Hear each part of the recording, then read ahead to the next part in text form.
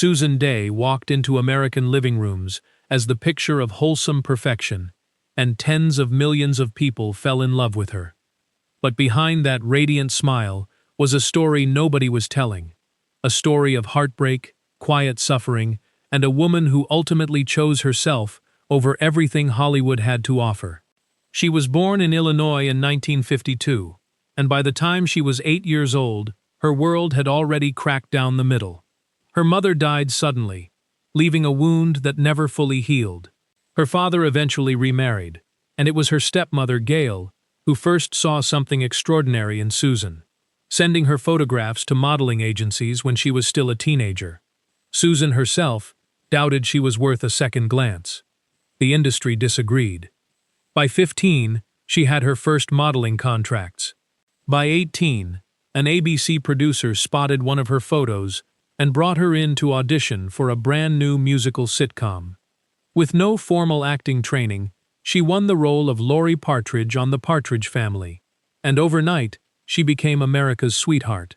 Her face was on posters, notebooks, and magazine covers from coast to coast. But fame extracted a brutal price. Producers pressured her relentlessly to stay thin, and she developed an extreme approach to eating that left her physically depleted. She poured herself into learning harmonies, piano, and acting all at once, with no time to process what was happening to her. The show was a phenomenon. Susan, privately, was struggling. The most painful chapter came from an unexpected direction. According to reports and his own published memoir, Susan fell quietly in love with her co-star David Cassidy during those years on set. She kept those feelings to herself, while he moved through a world of adoration and fleeting romances. When the show ended, they reportedly spent one night together, a moment Susan apparently treasured. But when Cassidy later described that night in his 1994 memoir, she felt publicly exposed in the most intimate way imaginable. She cut off contact entirely. When he died in 2017, she said nothing publicly, not out of bitterness, some suggest, but because some wounds simply cannot survive being reopened.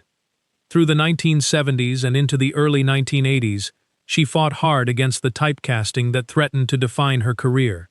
A brief marriage to talent manager Lenny Hershen brought her a daughter, Sarah, the greatest joy of her life. But the relationship couldn't survive the tension between his desire for stability and her drive to keep growing. They divorced in 1981. Then came the breakthrough no one expected. In 1986, she was cast as Grace Van Owen in L.A. Law, a sharp, morally complex prosecutor and later a judge. She won a Golden Globe. She earned 3 Emmy nominations. And crucially, she fought to ensure her character wouldn't be reduced to a romantic subplot, insisting contractually that Grace would remain a woman with her own voice and convictions.